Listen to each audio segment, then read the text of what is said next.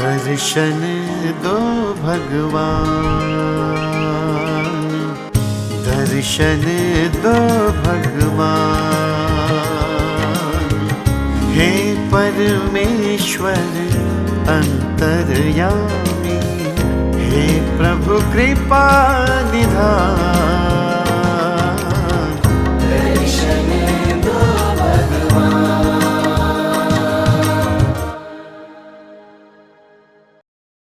हमारी संस्कृति, हमारे संस्कार सदा रहें हमारे साथ। सब्सक्राइब करें तिलक।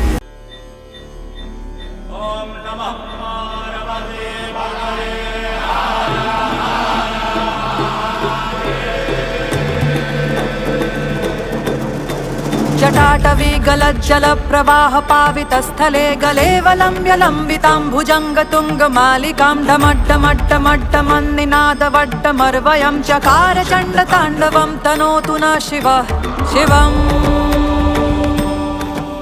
त्र्यंबकेश्वर ज्योतिर्लिंग महादेव के 12 ज्योतिर्लिंगों में से 8वां ज्योतिर्लिंग है, जो कि महाराष्ट्र के नासिक जिले के ब्रह्मगिरि पर्वत के समीप गोदावरी नदी के उद्गम पर स्थित है। महाराष्ट्र की पवित्र तीर्थ नगरी नासिक से 28 किलोमीटर दूर त्र्यंबकेश्वर ज्योतिर्लिंग विराजमान है, जो 12 ज्योतिर्लिंगों की श्रृंखला में 10वां पवित्र ज्योतिर्लिंग है। यह मनमोहक स्थल चारों ओर से सह्याद्री पर्वत श्रृंखला की अद्भुत पहाड़ियों के बीच स्थित है। प्राकृतिक सुरम्यता के लिए प्रसिद्ध त्र्यंबकेश्वर पवित्र नदी गोदावरी का उद्गम स्थल भी है। गोदावरी नदी का उद्गम नासिक, कुशावर्त घाट और ज्योतिर्लिंग यानी 3 स्थानों से होता है। शिव पुराण के अनुसार गौतम ऋषि की तपस्या और गोदावरी नदी के अवतरण से त्र्यंबकेश्वर ज्योतिर्लिंग की स्थापना हुई।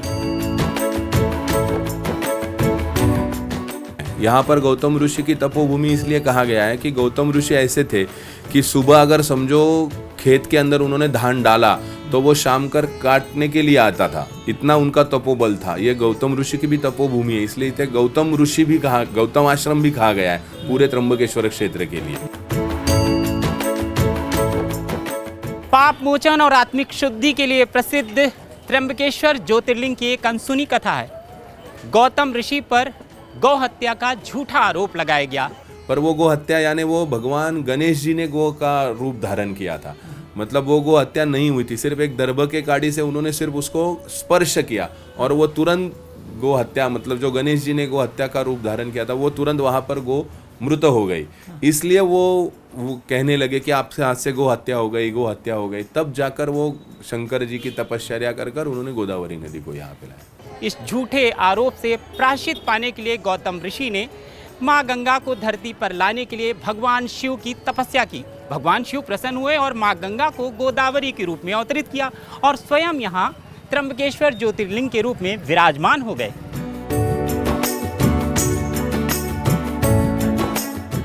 गौतम ऋषि ने 12,000 साल तपस्या कर उसको शंकर जी से प्रकट किया, तो गंगा गोदावरी कहने लगी मैं ऊपर तो रह नहीं सकती, मैं धरती में प्रकट हो सकती हूँ। तो फिर शंकर जी ने अपनी जटाओं से उसको एक पत्थर के ऊपर, ब्रह्मगिरी के ऊपर जाकर उस पत्थर पर उनको जटाओं को जो पटका तो गंगा जी वो पत्थर के अंदर बढ़ गई। अच्छा। हाँ, जब पत्थर के अंदर बढ़ गई तो निकल नहीं रही थी, तो यहाँ वहाँ से यहाँ तक कोई 10 किलोमीटर पड़ता होगा ऊपर से। अच्छा, उद्गम स्थल से यहाँ पर 10 किलोमीटर है। हाँ। अच्छा।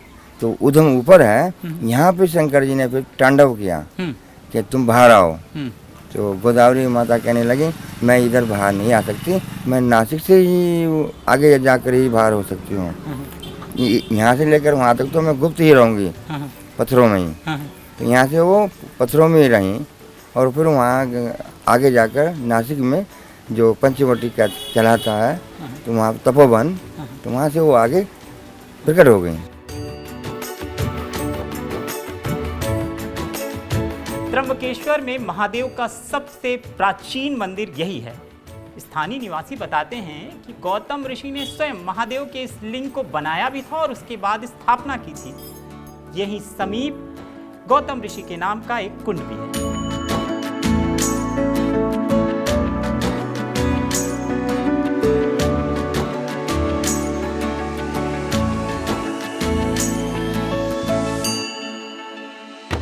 ज्योतिर्लिंग की इस यात्रा में हमारी मुलाकात हो गई है आकाश जी से, जो कि 12 ज्योतिर्लिंगों की यात्रा पर निकले हैं। ये उनका 8वां ज्योतिर्लिंग है। आपका स्वागत है। हर हर महादेव सभी को। ये हर मेरा हर महादेव।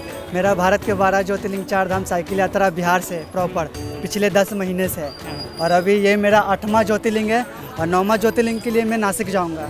मैंने इतना यात्रा किया और लगता है कि सब 12 ज्योतिर्लिंग के दौरान यहीं बैठे हुए महादेव 12 ज्योतिर्लिंग। मैंने 12 ज्योतिर्लिंग में से अभी देखा ना, तो ये कुछ अलग दिखे हैं, लगता साक्षात महादेव यहाँ बैठे हैं। त्र्यंबकेश्वर ज्योतिर्लिंग की रहस्यमयी विशेषता है महादेव का त्रिमुखी स्वरूप। कहा जाता है महादेव के ये 3 मुख ब्रह्मा, विष्णु, महेश के हैं। यहाँ पर सृष्टि के रचयिता ब्रह्मा जी, सृष्टि के पालन करता भगवान विष्णु और सृष्टि के संहारण करता भगवान शिव जी, ये तीनों भगवान यहाँ पर इकट्ठा विराजमान है। ये एक अनोखा ज्योतिर्लिंग है कि ये तीनों भगवानों का पूजन यहाँ पर एक साथ किया जाता है।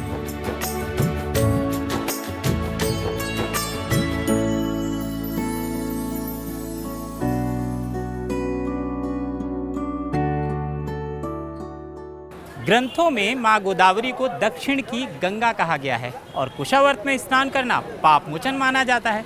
समीप ही माँ गंगा गोदावरी का मंदिर भी है।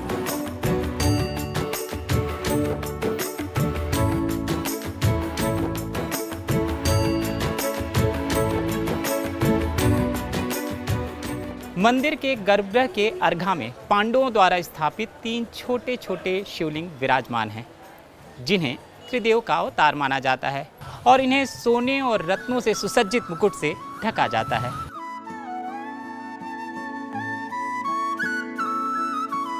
मंदिर की आकर्षक वास्तुकला और जटिल शिल्पकला इसकी सुंदरता में 4 चांद लगाते हैं। मंदिर हेमांडपंती शैली में निर्मित है, जिसमें जटिल पत्थर पर बहुत ही सुंदर नक्काशी और शिल्पकला देखने को मिलती है। वर्तमान त्र्यंबकेश्वर मंदिर का निर्माण 3री पीढ़ी के पेशवा बालाजी बाजीराव ने एक पुराने मंदिर के स्थान पर करवाया था। त्र्यंबकेश्वर मंदिर के पास ही कुशावर्त कुंड और गोदावरी नदी का उद्गम स्थल, ये दोनों पवित्र तीर्थ हैं, जिसे 1755 में पारनेरकर सरदार ने बनवाया था।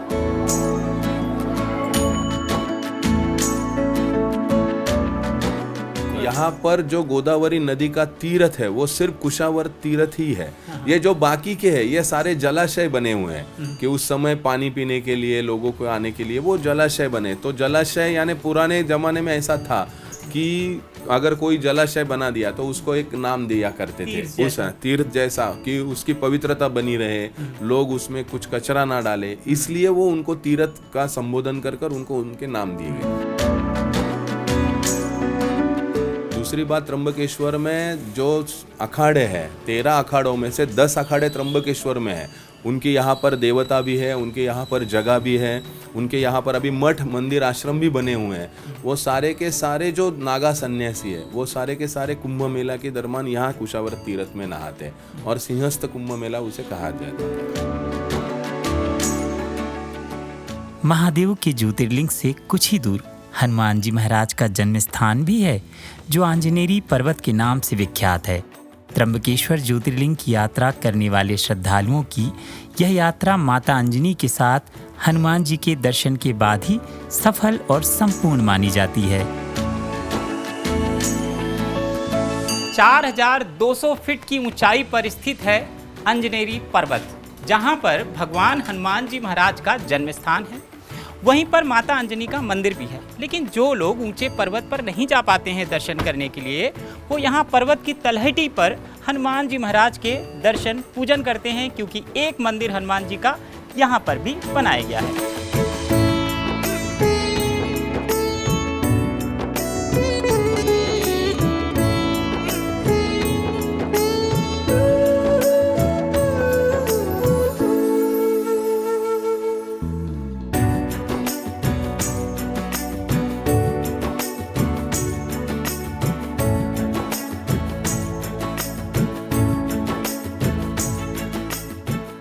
त्र्यंबकेश्वर का निकटतम रेलवे स्टेशन 28 किलोमीटर दूर नासिक रोड रेलवे स्टेशन है।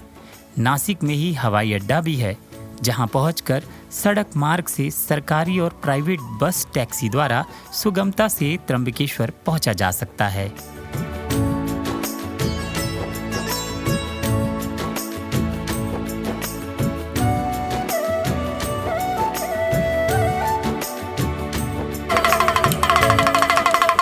त्र्यंबकेश्वर ज्योतिर्लिंग यात्रा के साथ हमने महादेव की महिमा और इस पवित्र तीर्थ स्थल के महत्व को जाना। हमारी इस तीर्थ यात्रा में आप भी हमारे साथी हैं और वीडियो के माध्यम से आप जुड़े हुए हैं। अवश्य ही आपको हमारी यात्रा अच्छी लगी होगी, तो अब देर किस बात की है, अपने परिवार के साथ आप भी बनाइए योजना और आ जाइए महादेव के दरबार में। और हाँ, आपकी तीर्थ यात्रा के दौरान यदि आपको देश दुनिया से जुड़े किसी भी मंदिर की कोई भी जानकारी चाहिए तो सीधा चले आइए हमारे चैनल तिलक पर। हर हर महादेव।